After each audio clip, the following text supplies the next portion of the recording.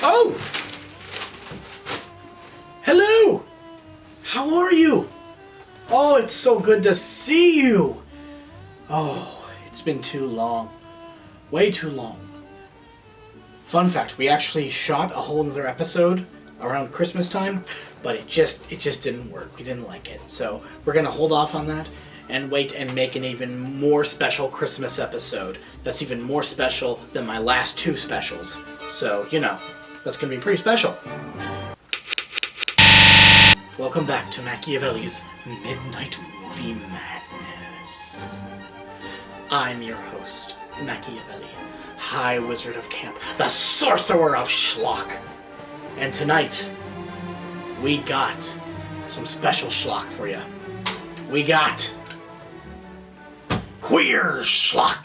Pull the string, pull the string. Pull the string. Tonight, we are watching from 1953, Glen or Glenda, starring Bela Lugosi, Ed Wood, and Dolores Fuller, directed by Ed Wood. And you may be saying to yourself, who the hell is Ed Wood? And I'll say to you, what the fuck are you doing? Why are you here if you don't know who Ed Wood is? You don't know Ed Wood, you don't know shit. Just saying. Also, we did an episode about one of his other movies earlier from a few years ago, Bride of the Monster, where, you know, Bella fought an octopus.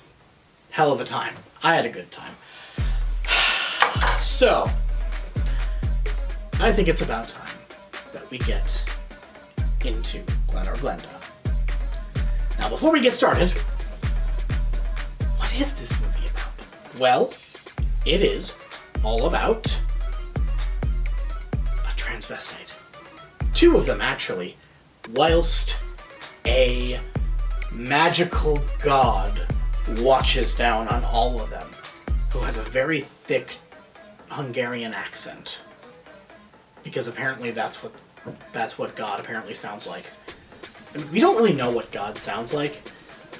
Like, imagine you get to the pearly gates and he's like, "Hey, how you doing?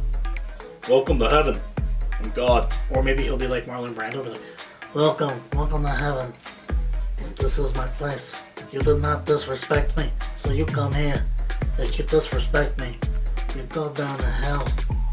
You go down to hell with Henry Kissinger. Yeah. So, my friends, why don't we take a look into a surprisingly progressive film from 1953, all about a man who so desperately wants his wife to understand that he likes to wear women's clothes. Let's be real, sometimes it's a lot more comfy. Yeah. Let's get into it. Let's watch 1953, Glen or Glenda.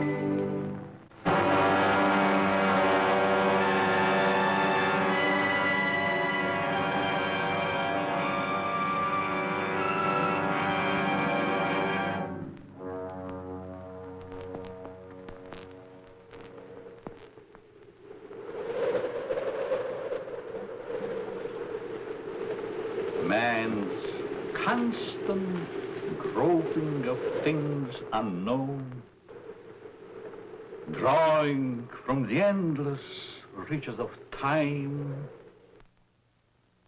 brings to light many startling things. Startling because they seem new, sudden. But most are not new to the science of the ages.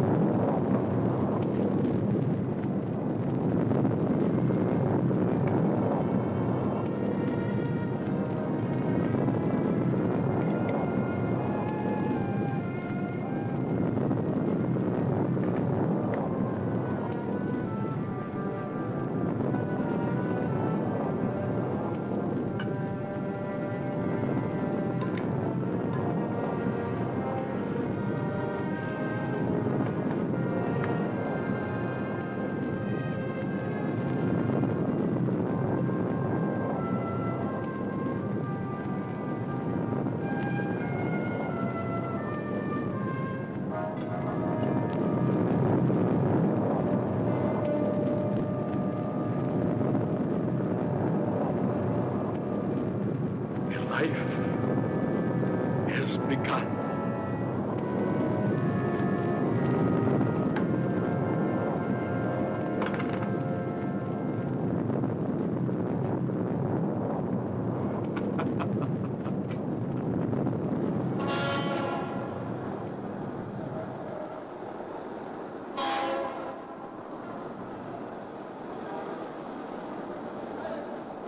People. All going somewhere.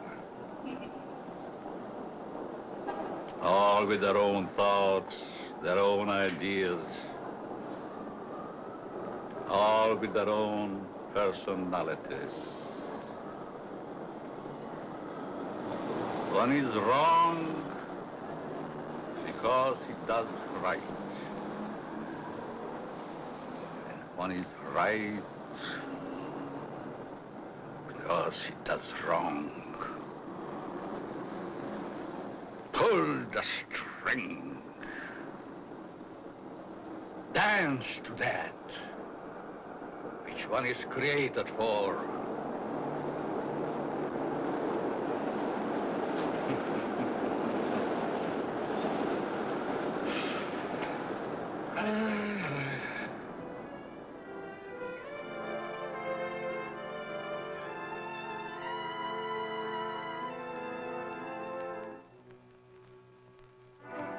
A new day is begun.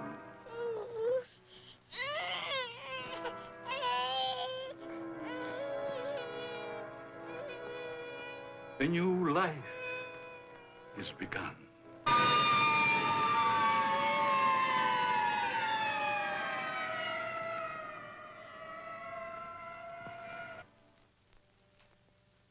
A life is ended.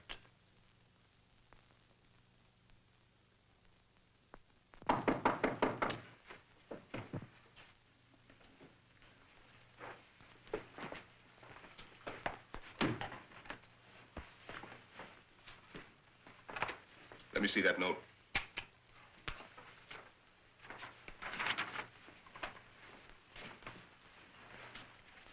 The records will tell the story. I was put in jail recently. Why? Because I, a man, was caught on the street wearing women's clothing. This was my 4th arrest for the same act. In life, I must continue wearing them. Therefore, it would only be a matter of time until my next arrest. This is the only way. Let my body rest in death forever in the things I cannot wear in life.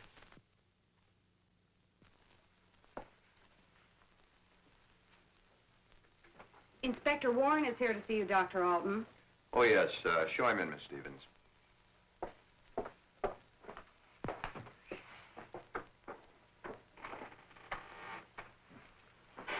Inspector? Doctor? Sit down. Thank you.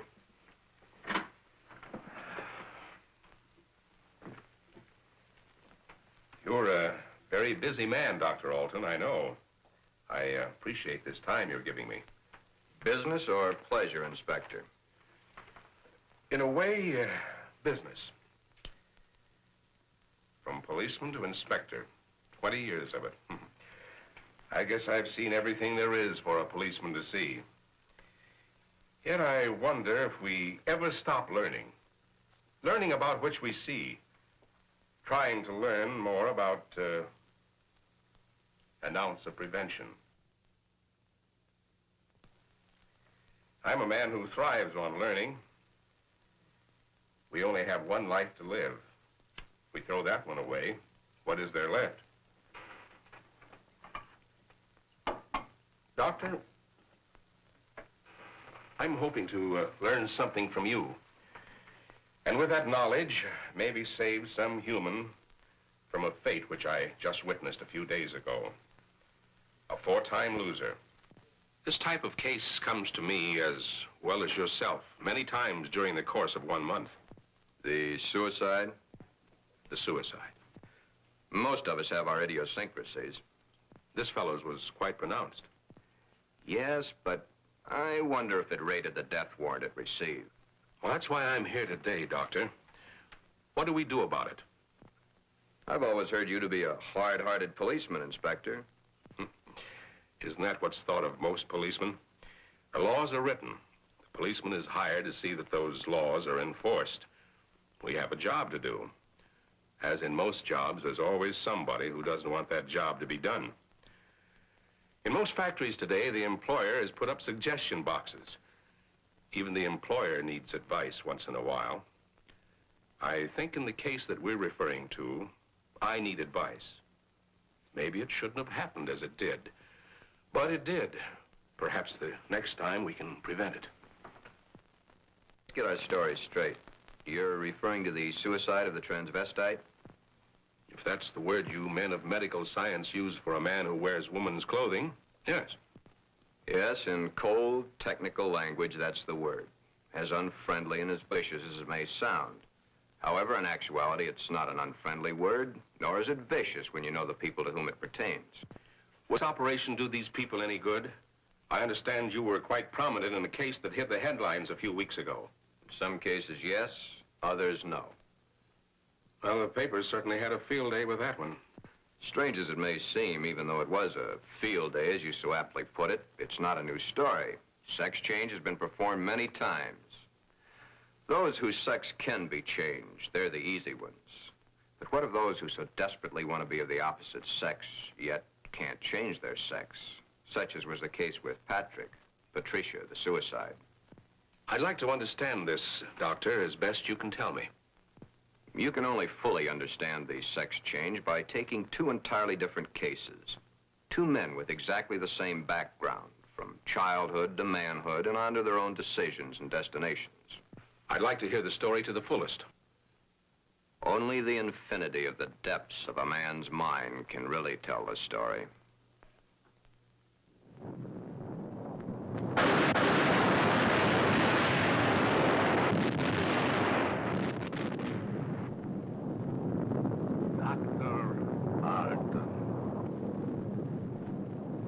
A young man, though he is, speaks the words of the All-Wise. No one can really tell the story. Mistakes are made. But there is no mistaking the thoughts in a man's mind. The story is begun. Welcome back. We are here. We are in this realm. And you might be wondering to yourself, how did something like this get made?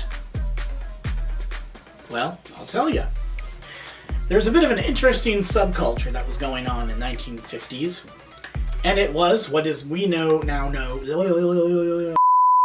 There was a producer. His name was George Weiss. George Weiss did not make good movies. He made shit movies, and he knew it. One of the things that he was known for was he would have a poster designed, and then he would have the script written and the movie made and then sent to markets. Usually, there would be about a month to 6 weeks from the poster to the final product. It was a hell of a thing. So, he came up with a poster for I Changed My Sex, which was inspired by the true story of Christine Jorgensen, one of the first openly transgender people in American pop culture. Now, as soon as he got a new director to work on the project, he found Mr. Ed Wood. Now, Ed Wood himself had sort of a connection to this story. His connection? He was a crossdresser, and he really liked pink Angora. Like, really liked it. Like, you know, really liked it. If you know what I mean. No. So, good old Ed Wood changed the name to Glen or Glenda and put his own spin on it, which included a whole bunch of footage that was not in the original script, because in order to get the film shown outside of America, it had to be over 60 minutes long. At the time, there were a lot of theaters that would show double features, and they would be, maybe an hour or just under an hour. And there were no one gave a shit, because it would just be like, they'd see the movie, load up the next one, watch that movie, and go home. Not so much in the international markets. The double feature is a uniquely American thing. America, because guns, but anyway. This is one of the films that you could consider queer camp. Now, what is camp? Camp is overly dramatic. It's over-the-top nonsense, and I'll be completely honest with you, it's rare for a straight hetero man to make good camp. 99% of the time you gotta be queer. But that 1%, that is Roadhouse. And Patrick Swayze, we trust. Anyway, as a camp film, over-the-topness was everything. And very clearly, this film was very much something that inspired John Waters and David Lynch. It was one of his favorite movies, but we'll get into that much later. There are some pros and some cons to this film, though. The pros: early trans representation, and the film not depicting a transgender person as mentally ill, or a psycho, or a murderous person with mommy issues. Norman Bates. However, there were cons to it. And the cons are adding a bunch of exploitive sex-ish scenes and borderline pornographic stag scenes that were thrown in just to make the film long enough for the international markets. Which, I don't see this movie selling very well in Germany. But wait, what am I saying? This would do great in Germany. It's right up their alley. Yeah. Well, how about we keep watching and we see what exactly Glen or Glenda can get themselves up to. And who knows, maybe we will see the great green dragon outside the house. Pull the string! Pull the string! Get it? No? Alright, let's just get back to the movie.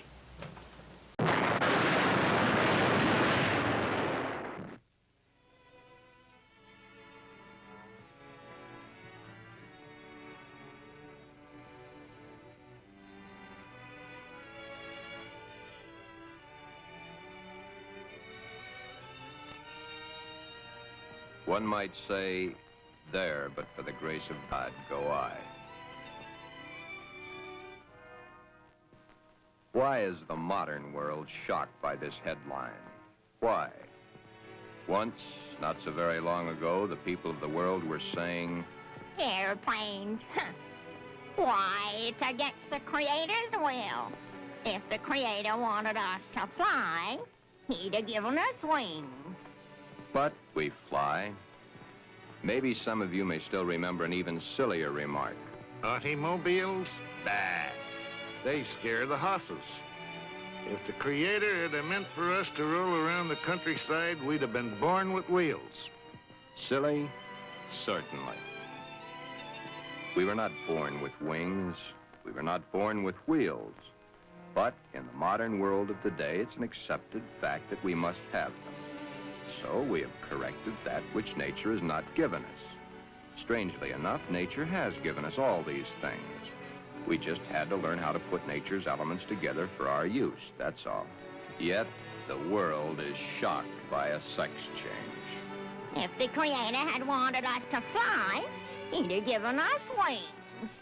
If the Creator had meant us to roll around the countryside, we'd have been born with wheels.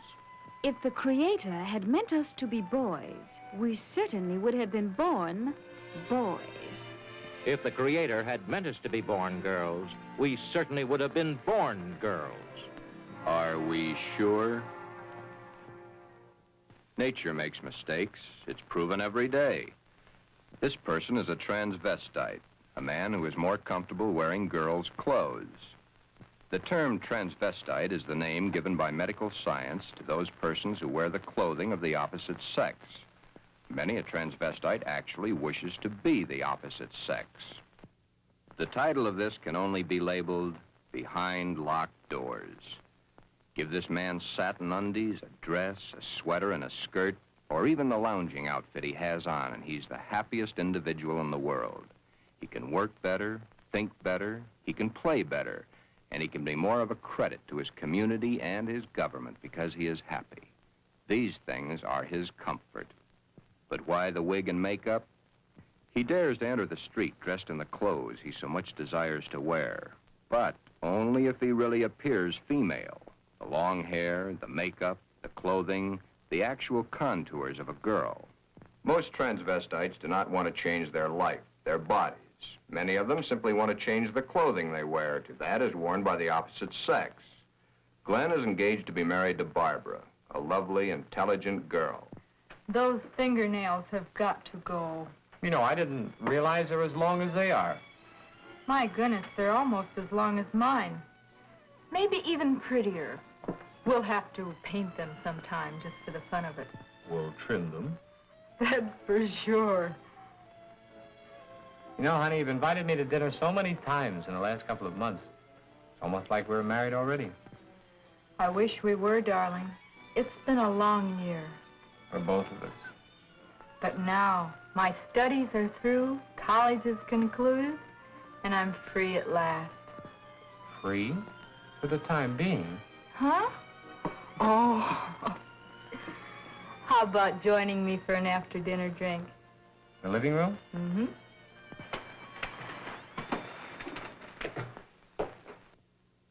Modern man is a hard-working human. Throughout the day, his mind and his muscles are busy at building the modern world and its business administration. His clothing is rough, coarse, starched, according to the specifications of his accepted job. At home, what does modern man have to look forward to for his body comfort? The things provided for his home, a wool or flannel robe, his feet encased in the same thick, tight-fitting leather that his shoes are made of. These are the things provided for his home comfort. It doesn't look so comfortable, does it? And get the hat. Better still, get the receding hairline. Men's hats are so tight they cut off the blood flow to the head, thus cutting off the growth of hair. 7 out of 10 men wear a hat, so the advertisements say. 7 out of 10 men are bald. But what about the ladies? Yes, modern woman is a hard-working individual also, but When modern woman's day of work is done, that which is designed for her home comfort is comfort. Hats that give no obstruction to the blood flow. Hats that do not crush the hair. Interesting thought, isn't it? Just for comparison, let's go native, back to the animal instinct. There, in the lesser civilized part of the world, it's the male who adorns himself with the fancy objects, such as paints, frills, and masks. The true instinct, the animal instinct, bird and animal life. Is it not so that it's the male who is the fancy one? Could it be that the male was meant to attract the attention of the female? What's so wrong about that? Where is the animal instinct in modern civilization? Female has the fluff and the finery, as specified by those who design and sell. Little Miss Female, you should feel quite proud of the situation. You, of course, realize that it's predominantly men who design your clothes, your jewelry, your makeup, your hairstyling, your perfume. But life, even though its changes are slow, moves on. There's no law against wearing such apparel on the street, as long as it can be distinguished that man is man and woman is woman. But what is it that would happen were this individual to appear this way on the street? You're doing it now, laughing. Yet, it's not a situation to be laughed at. Thus, the strange case of Glen, who was Glenda, one and the same person, not half man, half woman, but nevertheless, man and woman in the same body, even though by all outward appearances, Glen is fully and completely a man.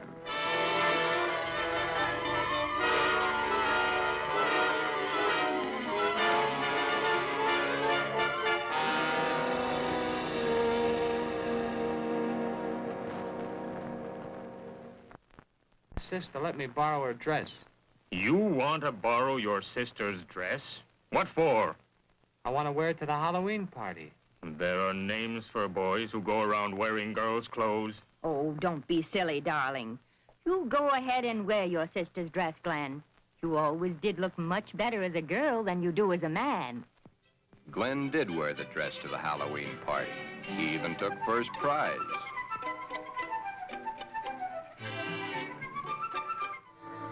Then one day, it wasn't Halloween any longer.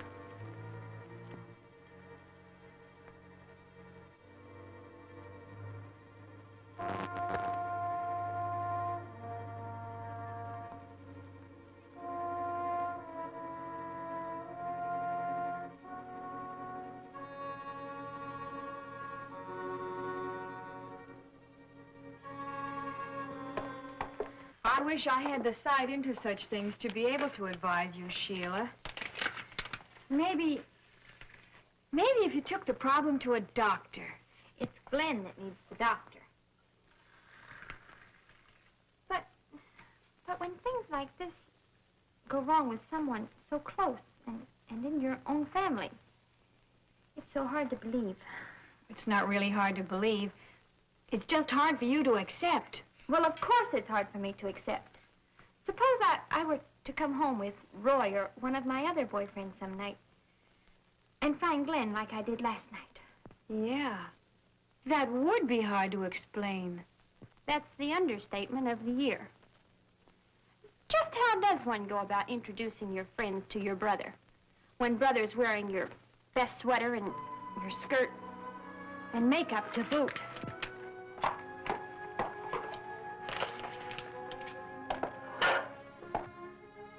Glen is a transvestite, but he is not a homosexual.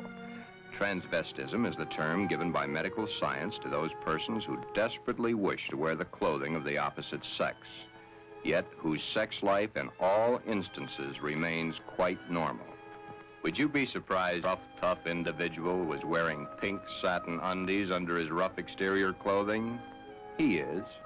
Then there is your friend the milkman who knows how to find comfort at home.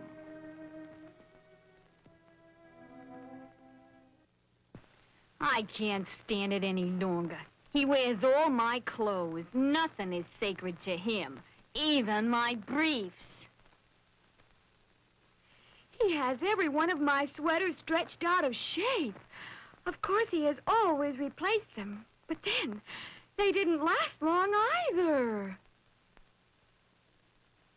But, Your Honor, ruffles on his shirts and shorts. Really? Glen and all the hundreds of thousands of other Glens across the nation face quite a problem. Glen is engaged to be married to Barbara, a lovely, intelligent girl. The problem? Glenda, Glen's other self. The girl that he himself is, his other individual personality. You look tired tonight, Glen. Yeah, I guess I am. It's been a long day. Have you seen the paper yet? No, why? Isn't that a strange case? I wonder how some people's mind works. Well, some people aren't happy the way they are. That's a pretty drastic step to take. If it's the only way, I'm for it. I wonder what I would do in a case like that if I were in the mental turmoil that person went through. Or if I suddenly realized that something was mentally wrong with you. Ooh, it's hard to visualize. Here we are, two perfectly normal people, got to be married and lead a normal life together. And there's this poor fellow who never could have been happy if it wasn't for modern medical science. Our fourth term in psychology explains a lot of the facts, but I'm afraid the end of study is only the beginning of reality. Glen's problem is a deep one, but he must tell her soon. She's begun to notice things.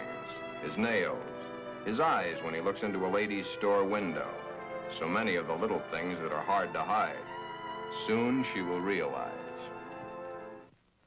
Then there was the time Barbara was wearing the sweater Glen had always wanted to feel on his own body. It was becoming an obsession to him. He must have. What's the matter, Glen, darling? I guess I was daydreaming. Something seems to be troubling you. Why don't you tell me? It's nothing. Once, long ago, just after we started going steady together, we promised we'd never lie to each other. Are we gonna start now, just because we're engaged to be married? It's just that... Oh, Barbara, it's nothing that a little sleep won't cure. It's been an awful long day. It's more than that. Come on, tell me, darling. Who knows? Maybe I can help. That's just it, you could. Then something is troubling you. Yes, Do I have a right to know? you have a right to know.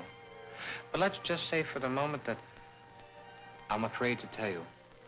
I'm afraid I'd lose you. Nothing could be as bad as all that. I love you, and you love me. And nothing in the world can change that. I hope not. I really hope not. Glen, is it another woman?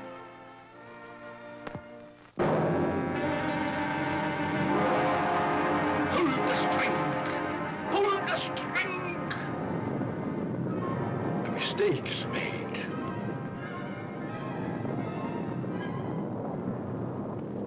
A story must be told. Always the same. He's not had the nerve to tell her. But he must soon come to some conclusion or forget the marriage. Should he tell Barbara of his Glenda now, before the wedding, or hit her between the eyes with it after, when it might be too late for either of them?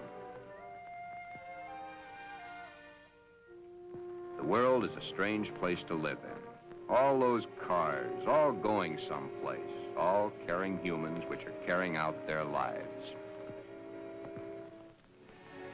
The world is shocked by a person who changed his sex. Glenda is shocked also, but by another reason. Someone like her had the nerve to do something factual about their situation. There are so many problems for Glen and all the other Glens. Perhaps the fear of discovery of the underthings they wear beneath their regular outer clothing, or that which they wear during their nightly visit to Morpheus, god of sleep. Thank you very much, and I'm sure she's going to enjoy it very much. If you want to return it, be sure that you bring the sales slip. Thank you.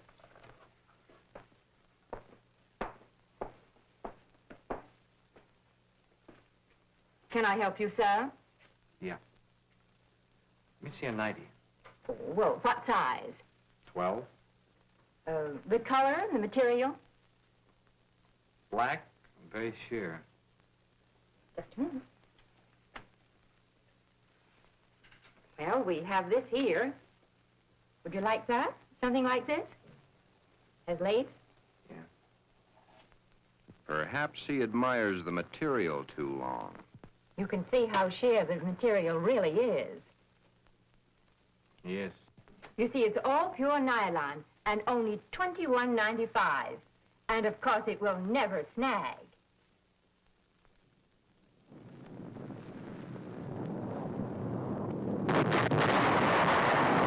But Glen and Glenda and all the Glens and Glendas have an even bigger problem.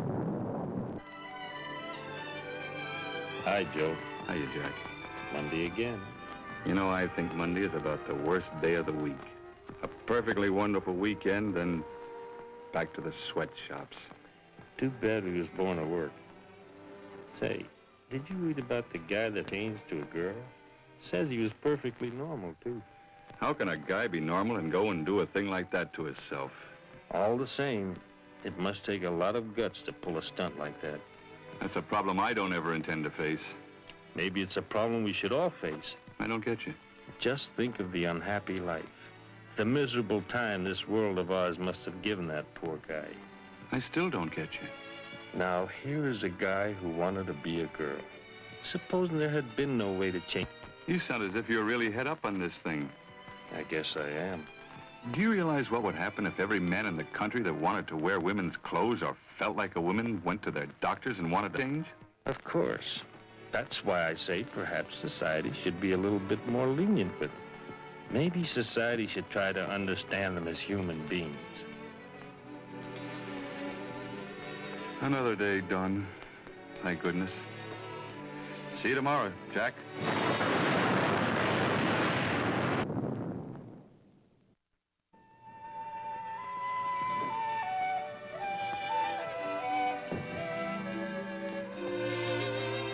Hi, Glen. Hi, Johnny. Come on in and hit it right for the kitchen. I can't let that dinner burn. You know, I thought I was going to have to eat alone tonight. Well, you probably will because I've already eaten.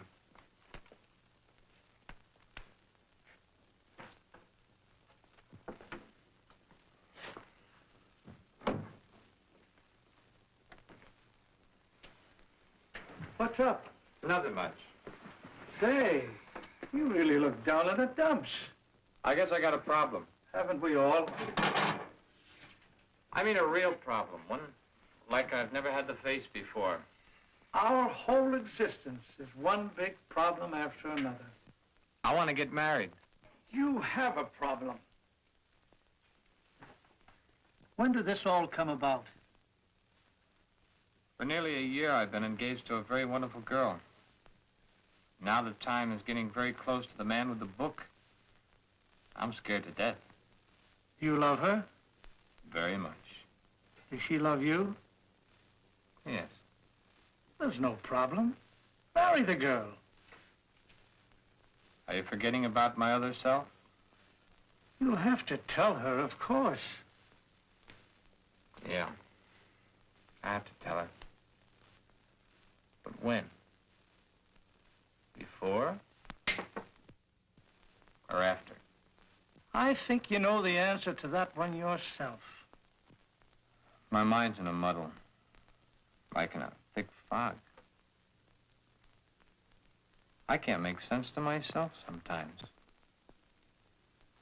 I thought I could stop wearing these things. I tried, honestly, I tried. I haven't had a stitch of them on for nearly 2 weeks until tonight. Then I couldn't stand it anymore. I had to put them on or go out of my mind. I'm afraid I'll lose her. I don't want that to happen because I really love her. Okay. Here's a story from fact. Johnny tells his story. He had not too long ago been married himself. He had kept quiet about his transvestite desires in the hopes that the new wife would never discover it.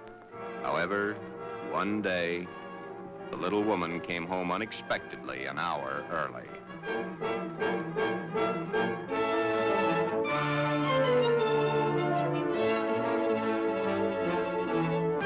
That marriage ended here.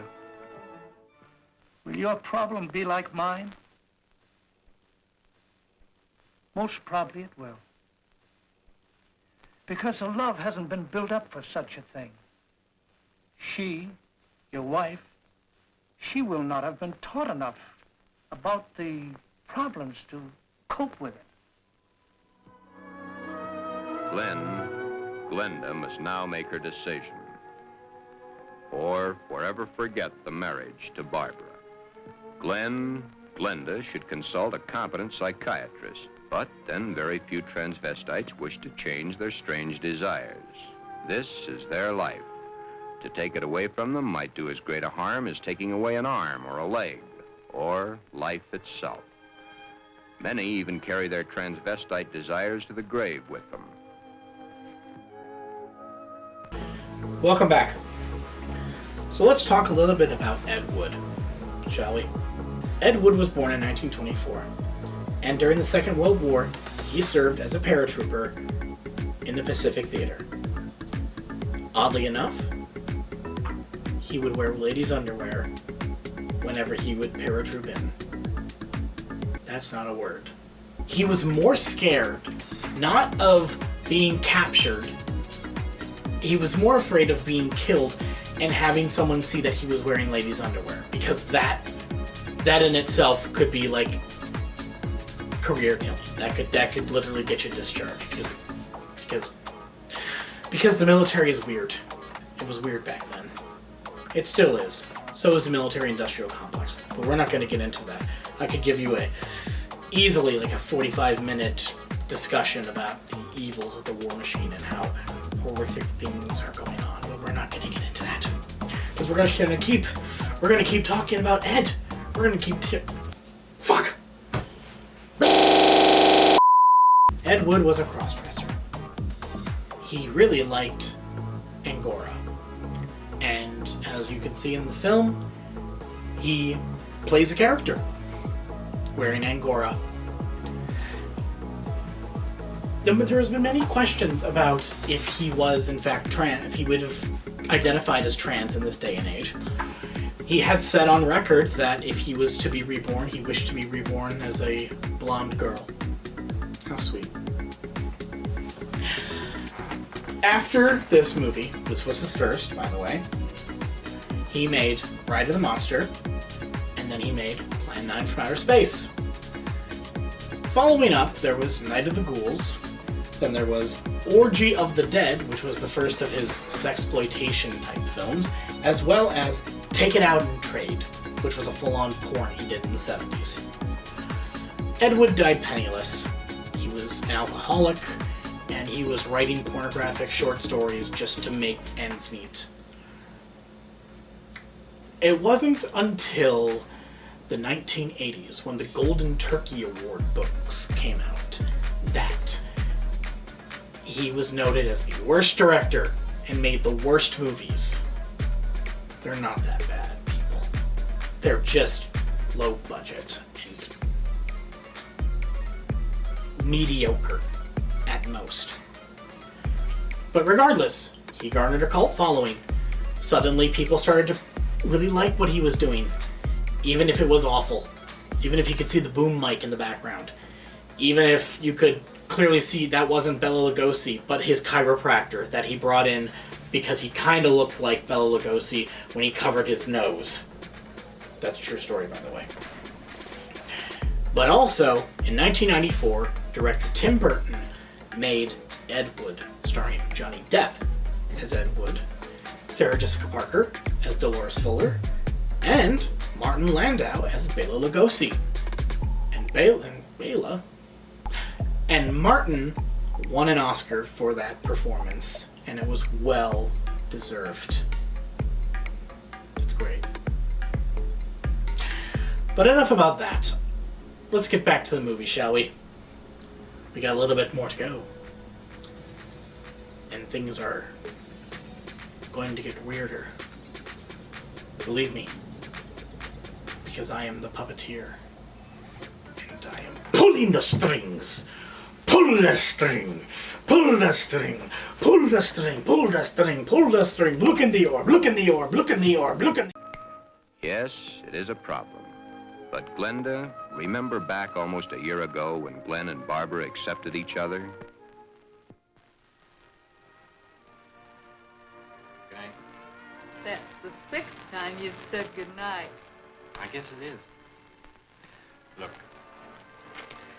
Come on over here a minute. What is it? Never mind, just sit down.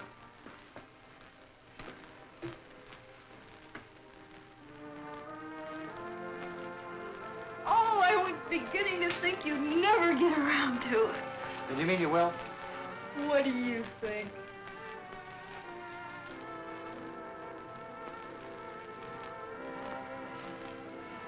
When? I must finish college first. It's only 7 months to go. Well, now, that's hardly long enough for you to get a trousseau together.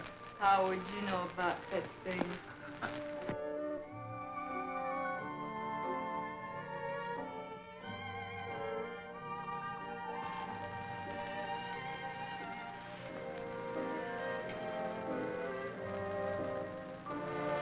Glen, what's the matter? Huh? All of a sudden, you seem 1,000 miles off. Yes, I guess I was, huh? That's a mighty pretty dress you're wearing tonight. I wear my best to please you. You know, when you look at me, you just tie me in knots. I love to tie you in knots. Oh, I'll be so happy when these next few months are over. Some special reason? Of course. So you can stop kissing me goodbye at the door every night. Yes? So you can hold me close to you always. Yes? Then all you'll have to do is call and close your eyes to feel my lips on yours.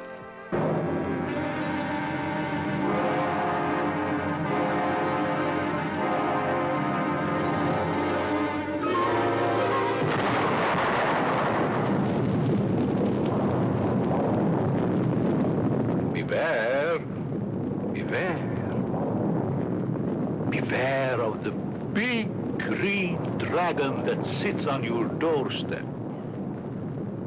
He eats little boys. Puppy ducktails and big fat snails. Beware. Take care. Beware.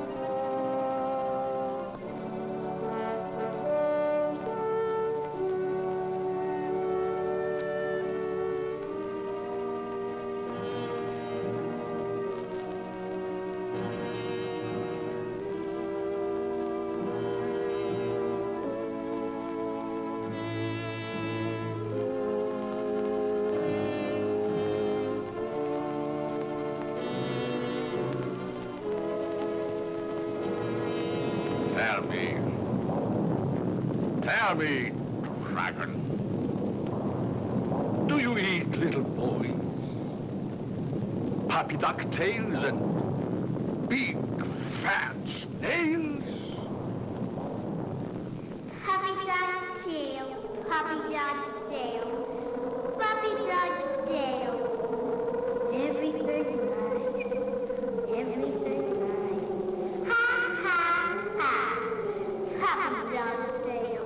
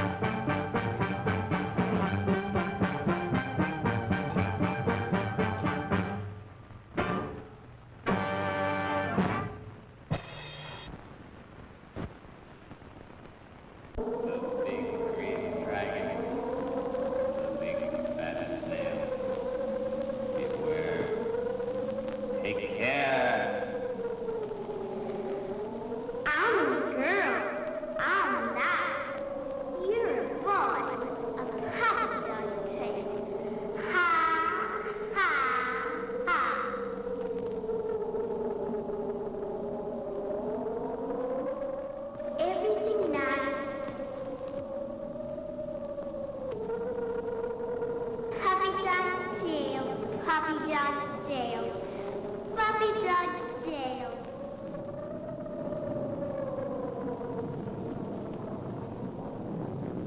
I'm a girl. I'm not.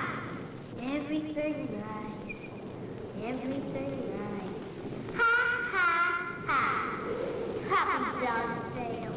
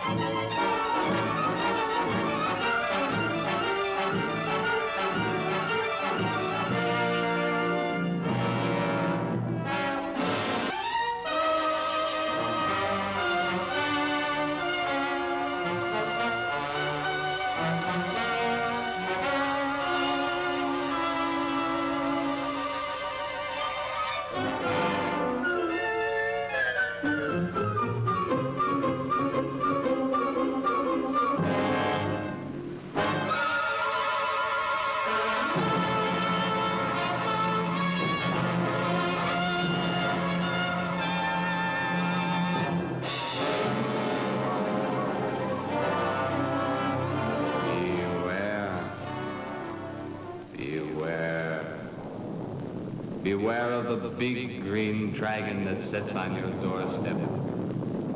He eats little boys, puppy dog tails, and big fat snails. Beware, take care. Beware.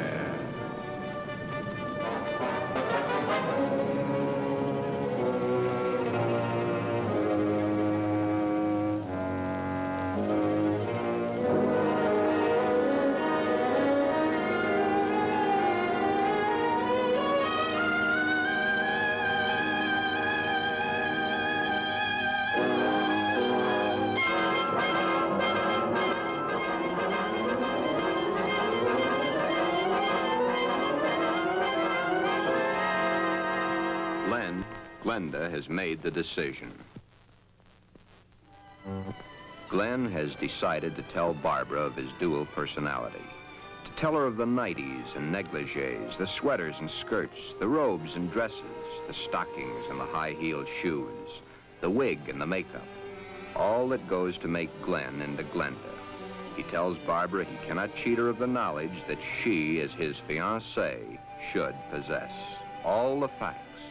He tells her softly, hurriedly at first, then slowly as he becomes more technical.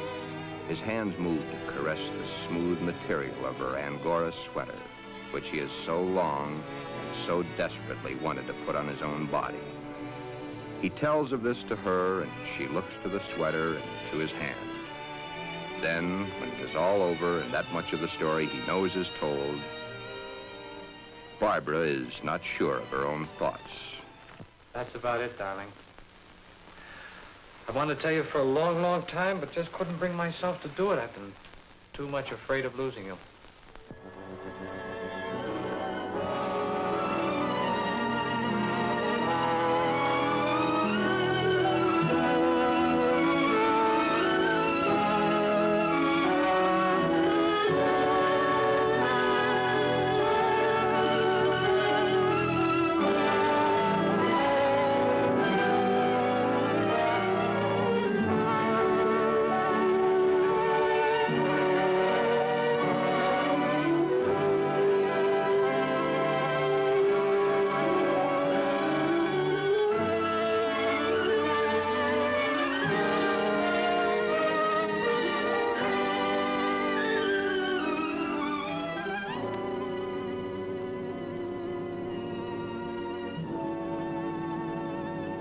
Glen,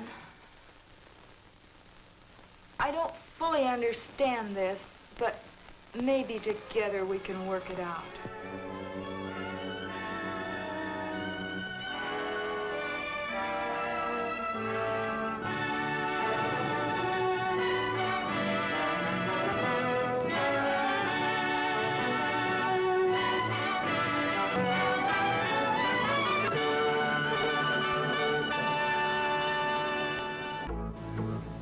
Well, would you look at that? His wife is going to help him by getting rid of Glenda. Like I said, this is a product of its time, and it's, despite some pretty decent representation, it's still not great representation in certain elements. You might be thinking to yourself, too, regarding some of the weirder, more surreal parts of this film. They feel very much like something David Lynch would have come up with. Well, here's a fun fact. This is one of David Lynch's favorite movies. This and The Wizard of Oz. It makes sense when you think about it. You've got big, ominous people sitting in big, comfy chairs, speaking in words that make no sense, that are kind of like riddles, kind of like cryptic messages. Also, I just feel like that's what Bela Lugosi just did anyway when he wasn't doing anything. He would just sit in front of the fireplace and just go, "Look out for the Titanic. It flies at night. Beware of the Titan sub. It will crush you." Or something like that, I don't know. Well, how about we wrap this up and let's see how this weird little movie is gonna come full circle. Come full circle? We're gonna see how this movie comes to an end. Let's get back to it. Is that the end of the story? Not quite. I'll get back to it in a minute. Glen's case is really the lesser advanced type cases. The second case is an extremely advanced one. However, I'll get to that in a moment. First, you must realize that each transvestite the world over has his own particular problem. Each case must be handled individually according to the person, his past life, and his problem. And he isn't a hermaphrodite? No more than he's a pseudo-hermaphrodite. Glen's case was entirely of his mind, brought on by the environment of his early youth. What about their children, Doctor? Would their children become the same way their father is? No. Transvestism is not hereditary. Well, what makes these men want to wear girls' clothes? Many things. But as I've said before, it usually starts in early childhood from one cause or another. Technically, each case has the same beginning, just a different set of circumstances. Are any of them actually cured? Oh, yes, many, many of them. Once the source of supply is found, it can be stopped, unless the patient refuses to cut off that source of supply. Then the way I get it, this Glen and the character he created, much as an author creates a character in a book, was invented as a love object to take the place of the love he never received in his early youth through lack of it from his parents. The character was created and dressed and lives the life the author designs for him to live, and dies only when the author wants him to die. Correct. Except that for the character Glenda to die, the elements must be right. But to enlighten you a little further, there's the second story, that of an extremely advanced case.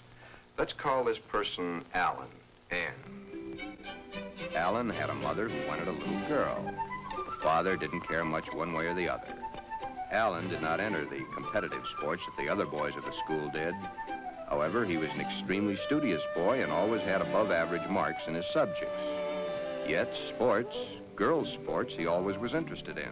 But he was rejected by the girls and also rejected by the boys. It seems he belonged to neither of them.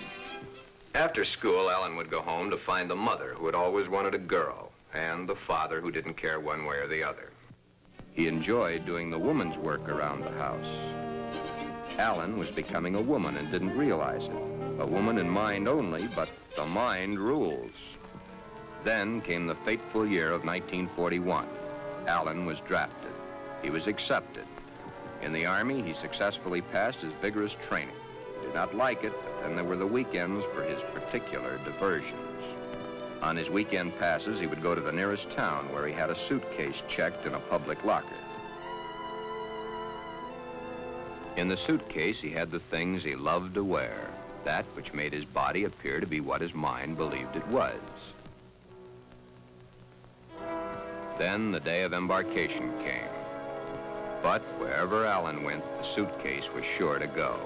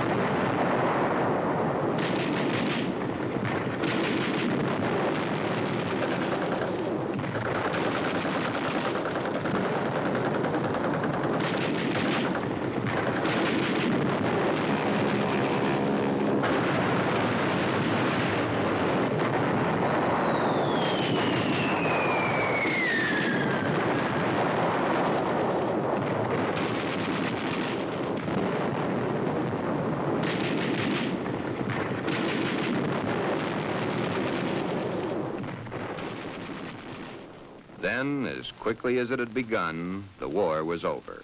Alan came home. Alan had learned all the terms directed at men like himself, but no one had found out his aversion. He was honorably discharged from the service at the end of the war.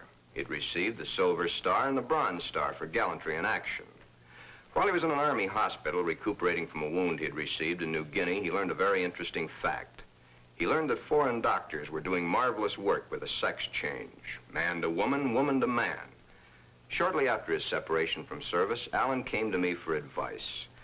There followed many long sessions with my clinical reports and the reports of eminent doctors.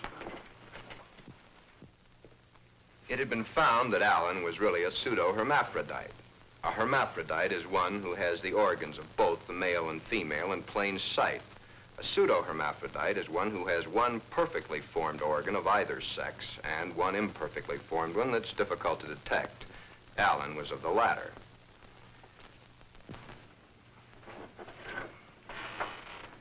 Alan was then given his choice.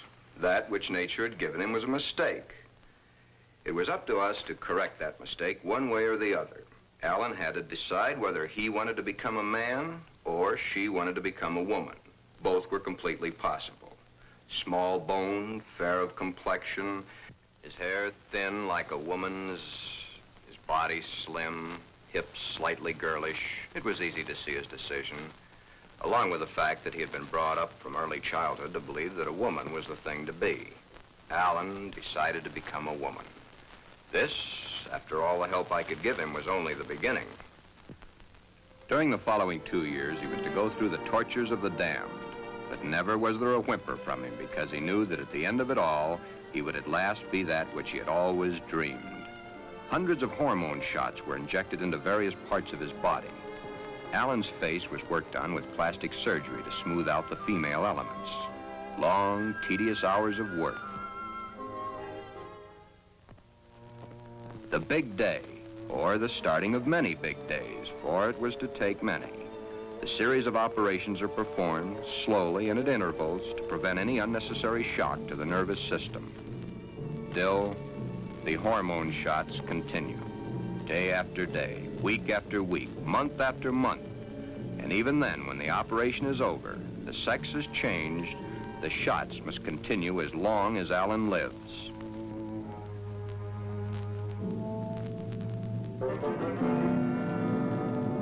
First, the breasts are brought out. The body of the woman within begins to appear now.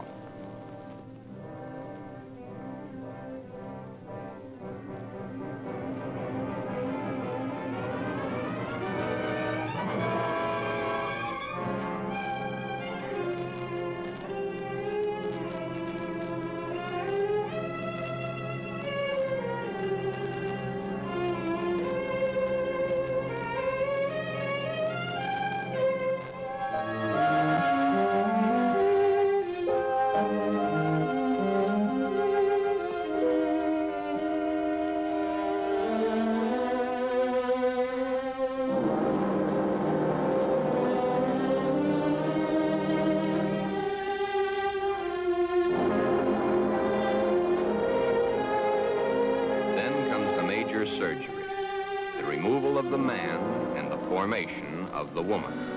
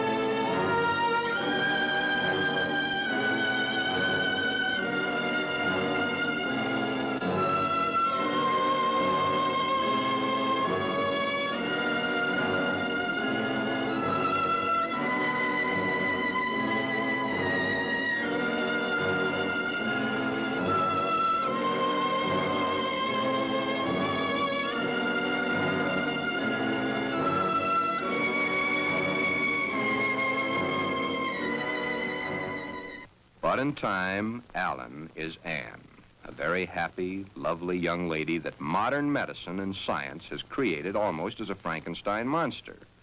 The newspapers heard of it and hit the story with their usual fullness. If the newspapers had not gotten hold of the story, it would have gone untold, unnoticed as so many others in medical history. The sex change has been performed hundreds of times. However, right here, in this particular sex switch, it's not the end. Acting the woman and being the woman are two entirely different things. Alan had all his life acted the part of the woman. Now he is that woman and must learn how it's done.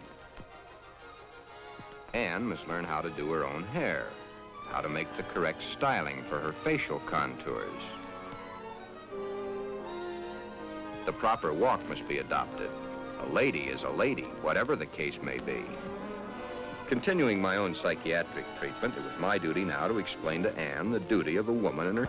Alan, of course, had known the man's, but he was soon to realize he knew very little about a woman's. Yet, through it all, Anne loved every minute of it. Anne was indeed meant to be a woman, and now that the sex change had been completed, Anne was a very happy woman, and a woman who was eager to learn, and now was accepted by society. A woman born at the age of 24, in a world that for 24 years she had seen as a man, but a woman who now would, and was properly instructed in how to accept, a woman's world. Thus, this case, which has a happy ending, is due entirely to the corrections made by medical science. I've had several such cases. In fact, in my 20 years of practice, I've been prominent in 7. However, my colleagues have had hundreds. Then you believe that the Glen of the first story should have the sex change? In Glen's case, no. No, indeed. Glen would never be happy with a sex change. The Alan of your story ended happy? I'll tell it to you exactly as I told it to them. Shortly after Glen told Barbara of his love for girls' clothing, he started treatments with me. On the last treatment, both he and Barbara came to me. I told him the same story of Alan, Anne, as I've told it to you, Inspector. Anne was a pseudo-hermaphrodite. Even though one of the sexes was imperfect, she had the organs and the characteristics of both the male and female. Glen's case is an entirely different type of case. Remember I said, no matter what the case, it's a different thing. A new problem to be looked into, then solved. A new challenge to the psychoanalysis. Glen's body holds only one sex, that of the male. In all our talks, I've learned these pertinent facts. Glen's father had no love for his son. His father wanted Glen to be a football hero or a baseball player so that he could brag to his cronies down at the corner saloon as his cronies bragged to him about their own sons. Thus, the ruse of Glen's fictitious character. He invented it when he could find no love from his mother and no love from his father. His mother had hated her own father. Glen reminded her of her father. Therefore, she gave all her affection, love, and attention to her daughter. Glen then decided also to become a daughter. Glen, you can kill this fictitious character of yours anytime you wish. For your happy ending, it's the only way. Then you think I can kill this second character by transferring her qualities to Barbara?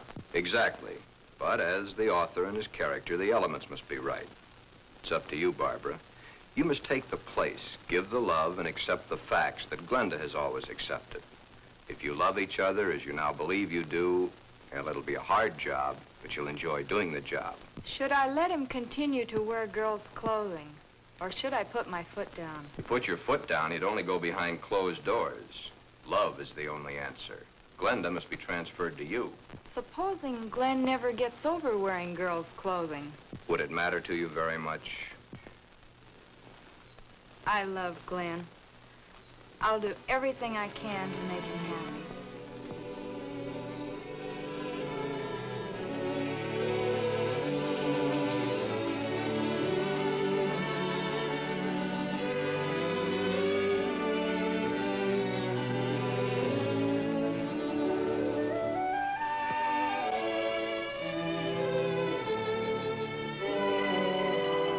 The end is only the beginning. Time passes. Soon, due to a happily married life, the remembrance of the psychiatric treatments, and Barbara's love and understanding, Glenda begins to disappear forever from Glen. Glen has found his mother, his little sister, his wife, and his Glenda, all in one lovely package. Thus, Glen's case has a happy conclusion. Therefore, two entirely different cases, handled in two entirely different ways, have a happy ending. Yeah, those two. But what of the hundreds of other less fortunate Glens the world over?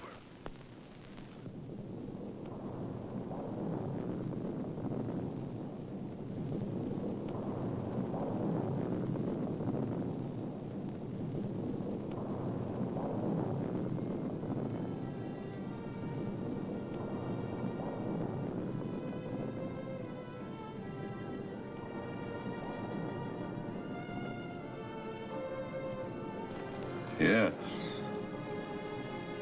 But what of the others? Less fortunate Glens, the world over.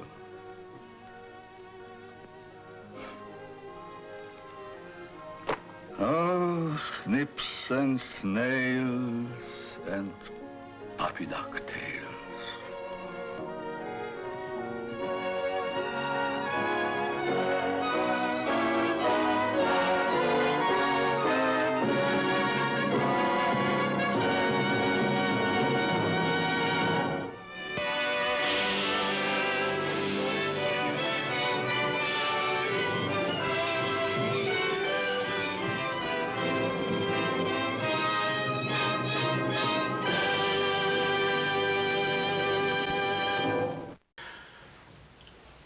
And we did it. We finished Glen or Glenda. And unfortunately, Glen had to kill Glenda. he had to kill a literal part of himself, which is just, that's just so, it's so rude. Why would you want to do that? I get it, it was the 1950s. It was different back then. Look, all I'm saying is that if I ever get married, oof, that's a scary thought. If I ever get married and my lady does not like me being a little weird, well, I think it's over then. Believe me, the more you get to know me, the weirder I'm gonna get. That was an Elon laugh. Oh yeah, Elon, fuck you. Anyway, back to it. Thank you, friends. Thank you for joining us. Thank you for watching. Follow your favorite wizard over on all the socials.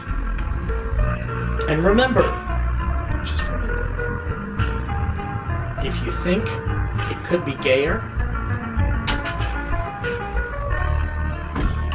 the answer is yes. This pipe is woke. This lamp is woke. Pull that string. Pull that string. Pull the string.